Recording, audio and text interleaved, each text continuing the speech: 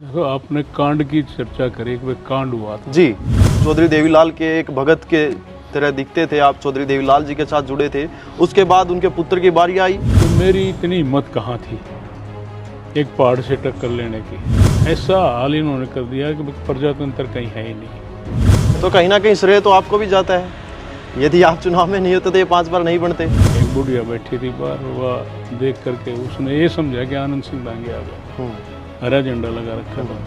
वो कहने लगी, बेटा रुक जा, मैं माला लेकर आऊँ, ये झंडे झंडे में ला रखे हैं, वोट सारी थे। अच्छा, अजय चौटाला को ये बात, चौटाला को ये बात थी। उस वक्त भी मैंने सुना कि कई लोगों की मृत्यु हुई थी, एक लड़की भी थी, उसकी भी मृत्यु हुई। 3 की मृत्यु हुई ना। एक मेरा पाली था, वो नीचे दरवाजे में था, पशुओं की जो करता था। एक लड़की खिड़की में बैठी हुई थी, उसको गोली लगी। आप कहीं भी जाओ, नाम आएगा चौधरी भूपेंद्र सिंह हुड्डा का। किरण जी का भी एक बयान आया था कि हुड्डा भूले ना 2005 जैसे भजनलाल जी के साथ हुआ था वैसा हो सकता है। उसके बाद अनिल विज जी का एक बयान आया है कि हुड्डा के लिए तो मैंने जेल के अंदर कमरा तैयार करवा दिया, सीएम के सपने ना देखे। कई साल हो गए ये कमरे तैयार करते थे उन्होंने, कई साल। दोस्तों नमस्कार, इस वक्त आपने देखना शुरू कर दिया है हरियाणा की ताकत। हरियाणा की ताकत से मैं प्रिंस मलिक। बातचीत कर लेते हैं राजनीति की। हालांकि जो राजनीति है 2024 की, उसका जिक्र तो बाद में करेंगे। आपने सुना होगा एक चर्चित कहानी, एक बड़ी दिलचस्प एक स्टोरी रही है, और महम कांड का इस वक्त हम जिक्र कर रहे हैं। यदि महम कांड की बातचीत करें और आनंद सिंह डांगी को याद ना किया जाए तो वो कहानी अधूरी रहती है। जी हाँ, एक कहानी शुरू होती है 1977 से। चौधरी देवीलाल जी देश के एक बड़े नेता उभर करके आते हैं। उसके बाद 87 में मुख्यमंत्री भी बन जाते हैं। एक आम सरपंच होते हैं महम विधानसभा से, जिनका नाम है आनंद सिंह डांगी। वो उनसे जुड़ते हैं, उनकी लोकप्रियता बढ़ती है और कहीं ना कहीं उनसे प्रभावित होकर के उनकी पार्टी से या उनसे जुड़ते हैं। तो स्वयं आनंद सिंह डांगी हमारे साथ मौजूद हैं, बातचीत कर लेते हैं। डांगी साहब राम राम। नमस्कार। राम राम भाई, धन्यवाद। ठीक हो? हाँ बिल्कुल। अच्छा, जिक्र कर लेते हैं। पहले तो स्वास्थ्य ठीक है आपका? बिल्कुल ठीक। अच्छा, मैं बात करूंगा 1990 की। दशक पुराना था और कांड जो हुआ था, आपके बिना वो कहानी में अगर जिक्र ना करें तो मज़ा नहीं आता है। कैसी कहानी रही थी, क्या शुरुआत हुई थी, थोड़ा सा एक बार बताइएगा। देखो, आपने कांड की चर्चा करी, एक कांड हुआ था जी। कांड करने वाले हम नहीं थे। ओम प्रकाश चौटाला और उसकी सरकार थी सारा कांड करने वाली। वो एक प्रजातांत्रिक मसले को तहस नहस करने का उनका जो कार्य हुआ, उसकी वजह से सारा सब कुछ मैं हुआ। जो महत्वाकांक्षा थी चीफ मिनिस्टर बनने की, और आगे राजनीति में जैसे भी उन्होंने किया सारा सब कुछ, उस भावना के अनुसार उन्होंने सारा सब कुछ गलत किया।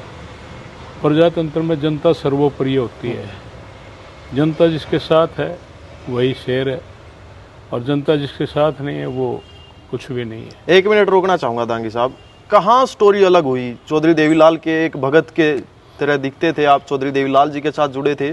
उसके बाद उनके पुत्र की बारी आई, और एक किस्सा है कि उस वक्त चौधरी ओम प्रकाश चौटाला बस में बैठ के स्वयं आपके पास आया करते थे। इस कहानी का भी जिक्र आगे करेंगे। तो दूरिया कहाँ से आई? दूरिया यही जो 3 बार चौधरी देवीलाल महम से इलेक्शन लड़ा उन्होंने एमएलए का, और 3 बार जीत करके नॉमिनेशन फाइल किया, चले गए। हमने इलेक्शन लड़ा और जीत के बाद लो चोई साहब आप एमएलए बन गए। सारा सब कुछ चलता रहा। उसके बाद 87 में और 90 में जो है ना पार्लियामेंट का इलेक्शन आया जी, उसमें चौधरी देवीलाल ने पार्लियामेंट का इलेक्शन लड़ा और देश के ऊपर प्रधानमंत्री बने। उसकी वजह से मैम की सीट खाली हुई, क्योंकि उस वक्त जिस टाइम चीफ मिनिस्टर थे हरियाणा के, तो मैम से ही विधायक चौधरी देवीलाल थे, और रोहतक से ही इलेक्शन लड़ करके पार्लियामेंट का हिंदुस्तान की राजगद्दी पर जा करके चौधरी देवीलाल बैठे। उसकी वजह से मैम की सीट खाली हुई जी। उस खाली सीट पर जैसे एक सिस्टम था हमारे हल्के का, पंचायती सिस्टम। 3 बार चौधरी देवीलाल भी एक पंचायती उम्मीदवार के रूप में वहाँ से इलेक्शन जीत करके गए। उसके खाली होने के बाद फिर वही पंचायत हुई, और उस पंचायत ने मेरे हक में फैसला किया। मैंने पंचायत में ही कहा कि भाई हम चौधरी देवीलाल के साथ लगे हुए हैं, उनका भी आशीर्वाद ले लें तो इलेक्शन लड़ने में मज़ा आएगा और एक तरफा बात हो जाएगी। क्योंकि जो हालात थे उस वक्त, चौधरी देवीलाल सर्वोपरि नेता थे, तो उस बात को लेकर के पंचायत हुई, पंचायत ने मेरे हक में फैसला किया। चौधरी देवीलाल ओम प्रकाश चौटाला को वहीं से लड़ाना चाहते थे, कोई बात नहीं, लड़ा लो, लेकिन लोगों की भावना के अनुसार तो हमने चलना पड़ेगा। वहाँ से पंचायत के लोग इकट्ठे होकर के फैसला करके चौधरी देवीलाल के पास गए। दिल्ली निवास पे? दिल्ली निवास पे नहीं, हरियाणा भवन। हरियाणा भवन। उस वक्त चीफ मिनिस्टर की बात थी, जब तक हरियाणा भवन नहीं छोड़ा था उन्होंने। तो वहाँ पर 1 घंटा लोग बैठे रहे, उनकी बात सुनने के लिए चौधरी देवीलाल नहीं आए। जब शोर शराबा करने लगे तो चौधरी देवीलाल नीचे उतर के आए और लोगों से कहा कि मैं इसको पंचायत नहीं मानता। लोगों ने कहा जी सारे 36 बरादरी के लोग जो मुखिया हैं पूरे हल्के के आपके सामने बैठे हैं और हमारा ये फैसला है। उन्होंने कहा कि मैं इस फैसले को नहीं मानता, मैं आकर के पता करूंगा कि आया कि कोई फैसला हुआ है कि नहीं हुआ है। तो पंचायत पे वो भरोसा नहीं जताया उन्होंने? भरोसा नहीं जताया पंचायत के ऊपर, और एक दिन दे दिया। वो दिन आज मुझे याद नहीं है, 14 तारीख थी शायद, वे 14 तारीख को मैं आऊँगा और पता करूँगा पंचायत हुई कि नहीं हुई। वो 14 तारीख आ जाती है। वो ओम प्रकाश चौटाला के हक में प्रचार करने के लिए ही आए। अच्छा, कोई जिक्र नहीं हुआ, कोई बात नहीं उनकी आपसे, सीधा अपने पुत्र को लेकर के आ गए? हाँ, अगर आ जाते, लोगों में बात करते, लोगों को समझाते, तो मेरी इतनी हिम्मत कहाँ थी एक पहाड़ से टक्कर लेने की। ऊपर का राज उनका, नीचे का राज उनका, सब कुछ, सारी ताकत उनकी। हम तो एक साधारण हल्के से ही थे सारे लोग। बाहर के लोगों का भी समर्थन साथ बहुत थोड़ा था। बाई चांस जो उनसे नाराज थे कहीं कहीं, वो लोग हमारे समर्थन में आए, लेकिन मैं हल्के के लोगों ने ही सारी फाइट करी। उसके बाद मैंने कहा, पंचायत वापस आ गई। पंचायत ने फिर दोबारा पंचायत में जो बात कही कि भाई हम तो इस तरह गए थे, चौधरी देवीलाल ने हमारी बात नहीं सुनी। फिर मैंने ये कहा था कि चाहे कुछ भी हो जाओ, पंचायत की इज्जत के लिए, पंचायत की पगड़ी के लिए, चाहे कितनी दिक्कत, समस्या, नुकसान कुछ भी उठाना पड़े, मैं इलेक्शन लड़ूंगा। और असल कहानी फिर वहीं से शुरू हुई? वहीं से शुरू हुई। अगर चौधरी देवीलाल चाहते तो वो बात सुलझ भी सकती थी। इसकी हठधर्मी ओम प्रकाश चौटाला की कि मैं तो मैम का बैम निकालूंगा, ये बात कही कि मैम का बैम निकालूंगा। उन्होंने तो थानेसर सीट भी खाली थी उस वक्त, और मैम की 2 सीट खाली थी। तो उसमें जो है वो वहाँ से भी लड़ सकते थे, अगर चौधरी देवीलाल चाहते तो मैम से भी लड़ सकते थे। ऐतिहासिक चबूतरा आज भी इसीलिए महम को माना जाता है कि ऑन द स्पॉट फैसला कर देते हैं। कोई पंचायत हो वो महम में ही होती है। उस तक थी सारी चीजें, उस वक्त तक पंचायत जो फैसला करती थी मान्य होता था। जी जी। अब पंचायत के बारे में मैं कुछ नहीं कहना चाहता, क्योंकि पंचायत सर्वोपरि है। पंचायत पंच जहाँ परमेश्वर भगवान का रूप होता है, लेकिन उस रूप को उन्होंने नहीं माना, जिसकी वजह से सारा सब कुछ खेल बगैर। फिर आ जाता है चुनाव। 27 फरवरी को चुनाव तय हो जाता है कि चुनाव होगा उस दिन। उसके बाद क्या हुआ? कैंसिल हो गया? 27 जनवरी का जो चुनाव हुआ, इन लोगों ने ये मान लिया कि हमारी हार है। चारों तरफ आनंद सिंह दांगी, केसरिया रंग, मेरा झंडे का रंग केसरिया था। उस वक्त हाड़ी है तो, पाड़ी है तो, घर है तो, दुकान है तो, कोई भी चीज है उसके ऊपर आनंद सिंह दांगी दिखाई देता केसरिया झंडा, क्रांति का रूप है केसरिया। उस झंडे के रूप में जो है ना, सारा हल्का और इलाका मतलब एक किस्म से बिल्कुल ओपन था कि हम इस चुनाव को हम जीतेंगे। और ये बात रास नहीं आई चौटाला पर? ये रास नहीं आई। तो 27 तारीख को जो पोलिंग हुई, तो उस पर जबरदस्त बूथ कैप्चरिंग, पुलिस के अफसर रेड हैंडेड पकड़े गए वोट डालते हुए। जिन लोगों की इन्होंने ड्यूटी, पॉलिटिकल आदमी ड्यूटी लगा रखी थी, वो बैठ करके सारा सब कुछ कराने लग रहे। उसमें जो है ना, ऐसा हाल इन्होंने कर दिया कि प्रजातंत्र कहीं है ही नहीं। उसकी वजह से कई बूथों पर रीपोल भी हुआ, और इस रीपोलिंग में बहुत ज़्यादा नुकसान हुआ।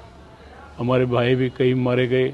सरपंच भी शायद एक आपके गांव? हरी सिंह ना, मेरे गांव का नहीं, खरक बैंसी का था हरी सिंह सरपंच। वहाँ पर 3 आदमी मरे। एक मैं थोड़ा सा मिस कर गया, एकदम से यह बात आ गई। 3 आदमी मरे वहाँ। एक राजकुमार था और एक हरी सिंह था, और एक कोई झिमर कास्ट से थे। झिमर से राजकुमार था, एक वाल्मीकि कास्ट से था, और ये एक हरी सिंह जो था एक सरपंच था, जाट कम्युनिटी से था। 3 वहाँ मारे गए।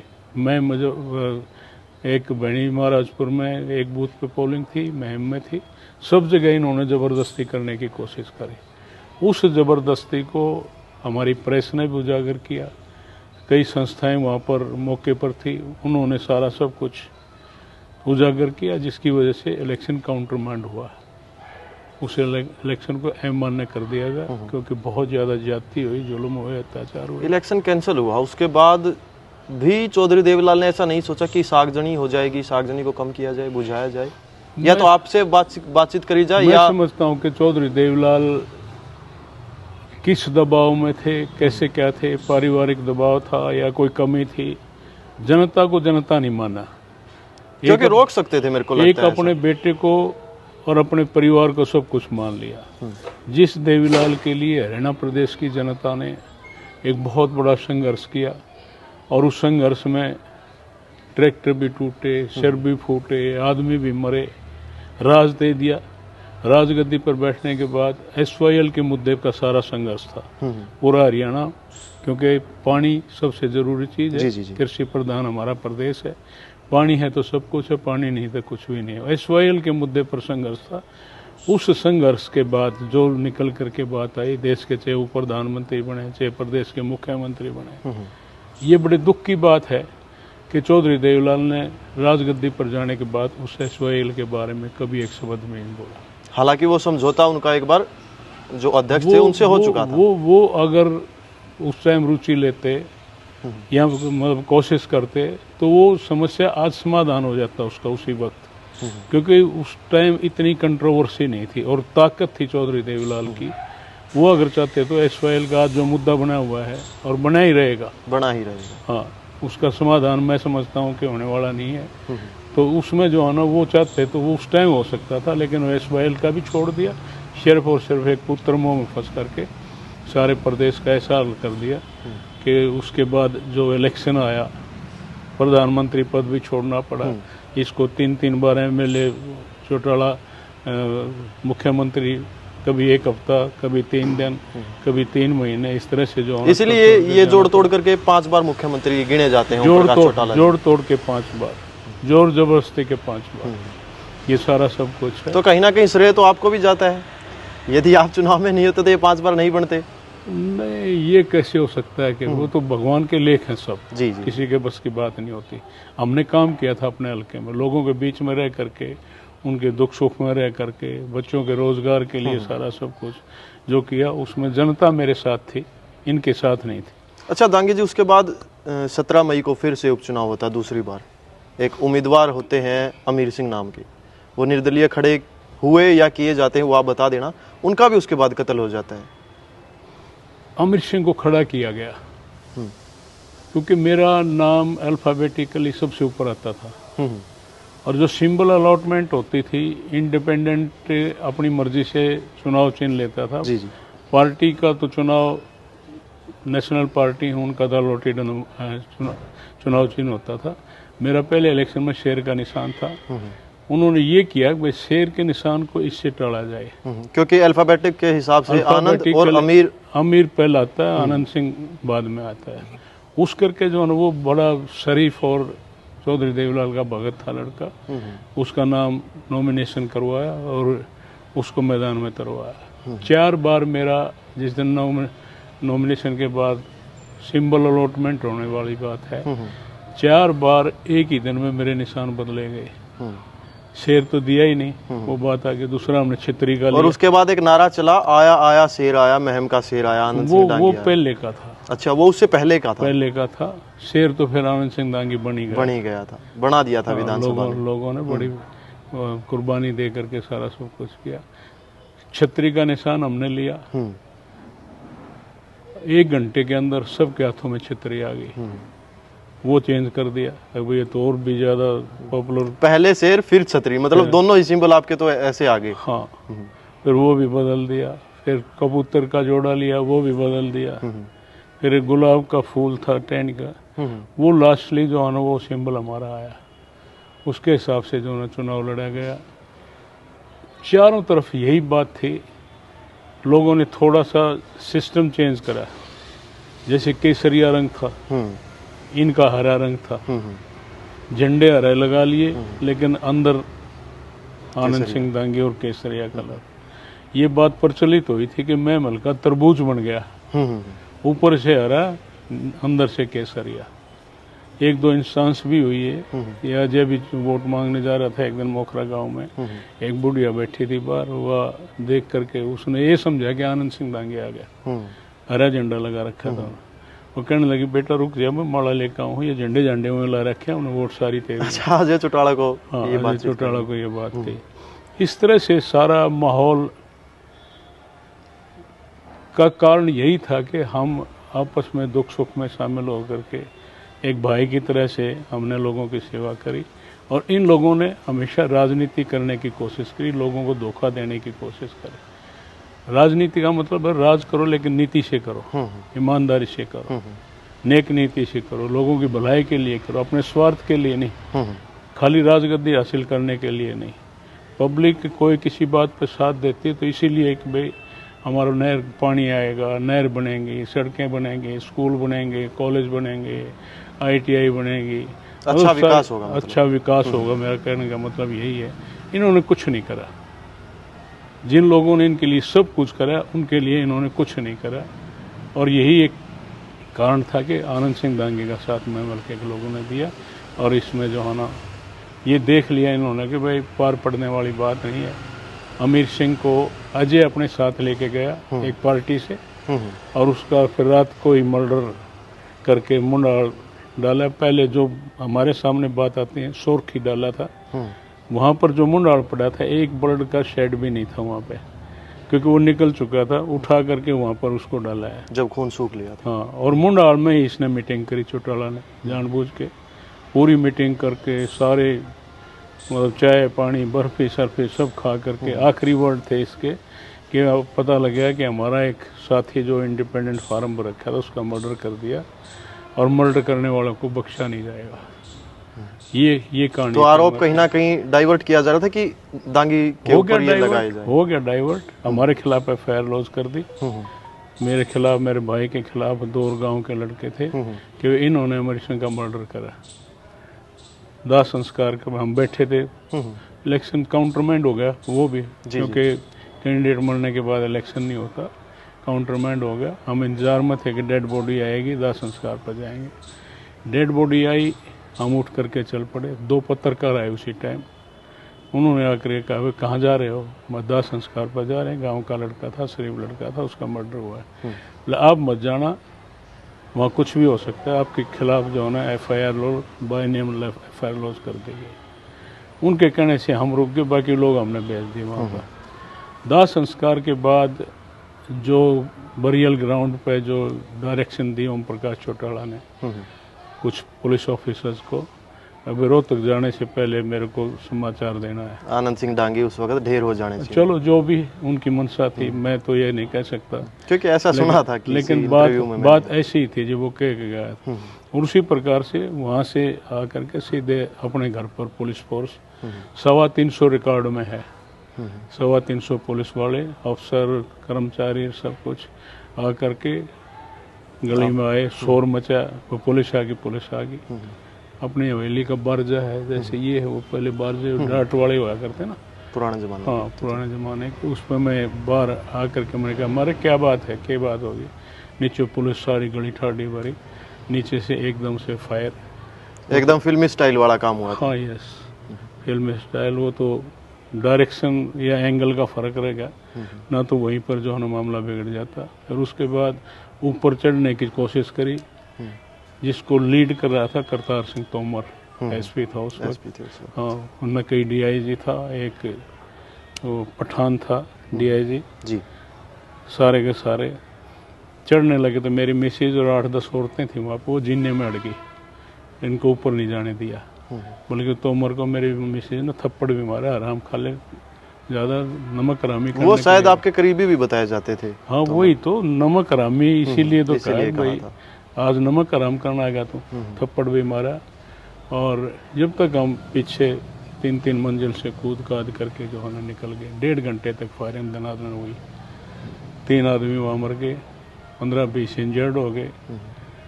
सारा घर जैसे जलियांवाला बाग था उसी तरह से जो है छलनी कर दिया गया। छलनी कर दिया गया। वो तो एक घर था चारों तरफ से घिरा हुआ। उस वक्त भी मैंने सुना कि कई लोगों की मृत्यु हुई थी, एक लड़की भी थी, उसकी भी मृत्यु हाँ, हो गई 3 थी। की मृत्यु हुई ना। एक मेरा पाड़ी था, वो नीचे दरवाजे में था, पशुओं की जो करता था। एक लड़की खिड़की में बैठी हुई थी, उसको गोली लगी। एक वो औरत बूढ़ी थी, वो दूध निकाल करके आ रही थी, गली में थी, उसको गोली लगी। और कई इंजर्ड हुए, कईयों को किसी के पैर में लग गया, किसी के मतलब इस तरह से कई इंजर्ड हुए। उसके बाद फिर तीसरा चुनाव आता है तो राजीव गांधी जी की एक स्टोरी आ जाती है बीच में, वो आपका समर्थन करते हैं, आपसे मिलते हैं। उसके बाद ही प्रथा शुरू होती है कि आप कांग्रेस से जुड़ गए। हम में कांग्रेस में नहीं था, हम चौधरी देवलाल के साथ हाँ, उस वक्त थे, पर संघर्ष में बाद में उसके बाद जो है ना, जो अमीर सिंह का मर्डर हुआ और सारी घटना अपने घर पर घटी, उसको लेकर के राजीव गांधी पूरी कांग्रेस पार्टी को लेकर के मदीना, महम, बैंसी, जहाँ जहाँ ये घटनाएं घटी वहाँ सब जगह गए। और मदीना अपने घर के पास उन्होंने अपना भाषण भी दिया। वो जो खोल थे सारे इकट्ठे कर रखे थे, मेरी मिसेज ने उनके दिखाए भी और वो फिर लेके भी गए। आलू वालिया थे सरदार जी, वो उनको लेकर गए और लेकर उससे जो है ना वो माला बना करके पार्लियामेंट में गए। तो उस वक्त जो है ना राजीव गांधी जी घर पे जो अपनी स्पीच दी, उन्होंने ये कहा था कि सोमवार को देखना मैं क्या करता हूँ, पार्लियामेंट नहीं चलेगी जब तक इनका इलाज नहीं होगा। तो इस तरह से जो है ना पार्लियामेंट में जा कर के उस दिन उन्होंने जो है ना पार्लियामेंट नहीं चलने दी और ओम प्रकाश का चौटाला का जो है ना रिजाइन हुए बगैर आगे पार्लियामेंट नहीं चलने। तो मतलब पिता की कुर्सी भी गई उसके बाद, सुना है मैंने, फिर और पुत्र की भी गई। ऐसा पुत्र बाप को भी घेर लेगा, ऐसा।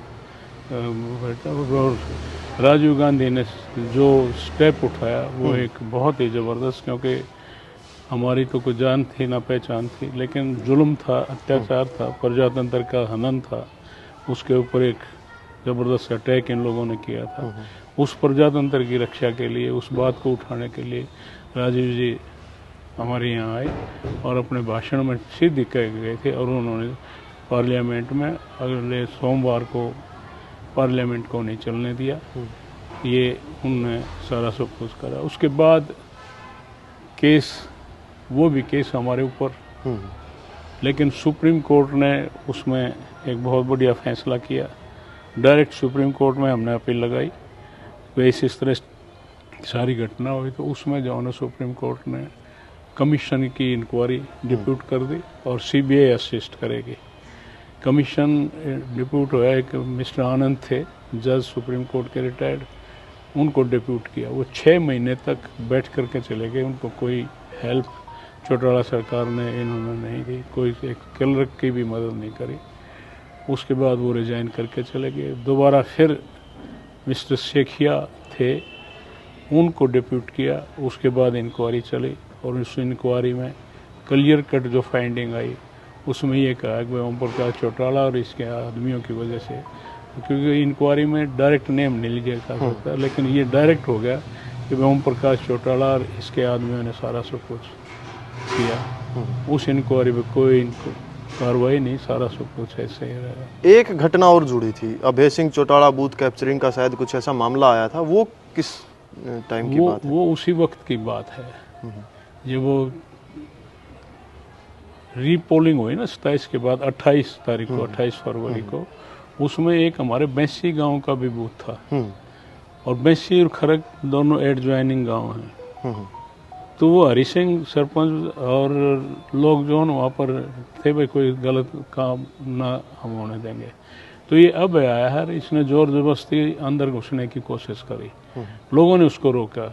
इसमें हरि सिंह आगे था, इन्होंने रोका तो इसने जो है ना एकदम से सीधी फायरिंग खोल दी, जिसमें 3 आदमी वहाँ पर मरे।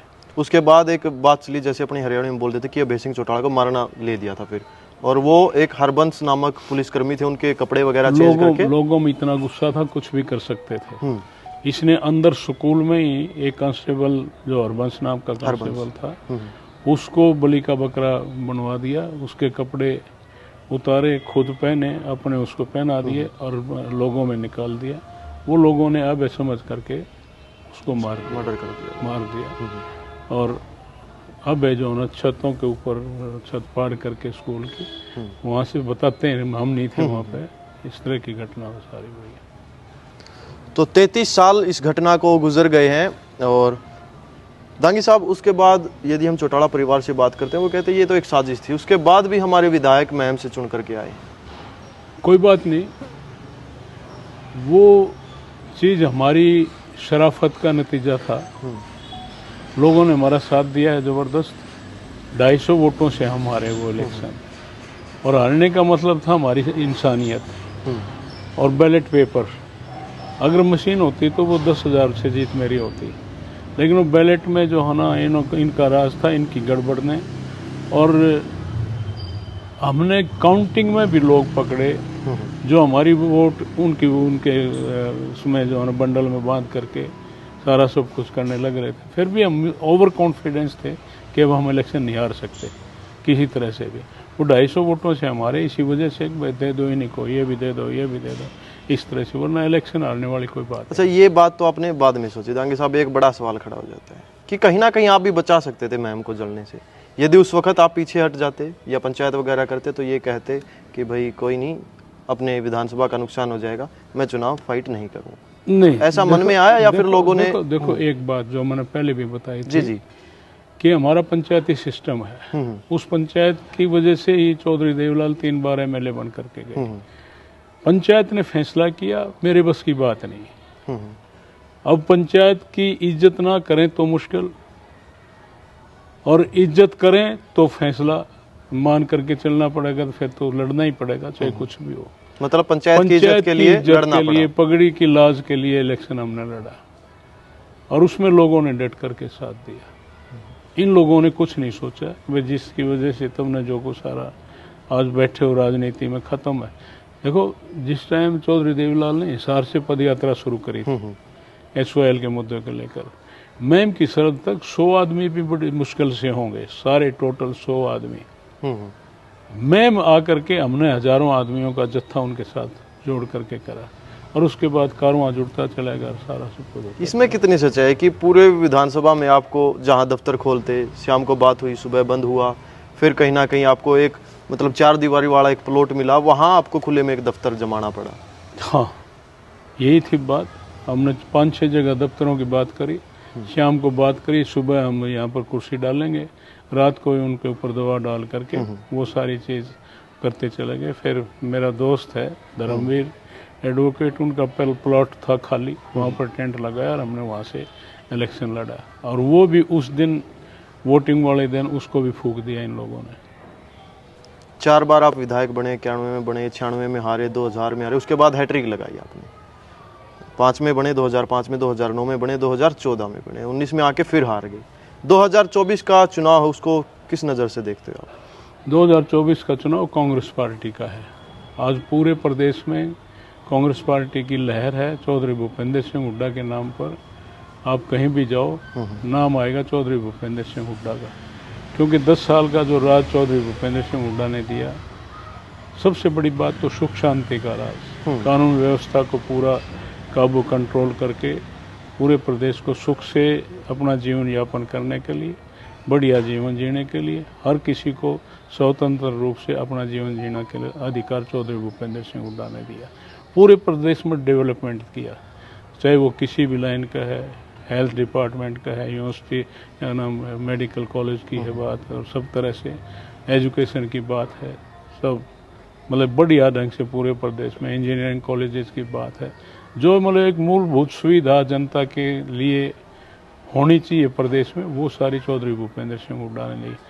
आज उसी बात को याद करके सारी जनता चौधरी भूपेंद्र सिंह हुड्डा का नाम लेकर के आज कांग्रेस पार्टी के प्रति समर्पित है। यहाँ की जो बात है, जो आज का राज है, बजट आता है हर साल, आप भी बुद्धिजीवी हो, समझदार हो, बजट आता है हर साल, डिपार्टमेंट वाइज बजट आता है, लेकिन काम कहीं हुआ नहीं नजर आता।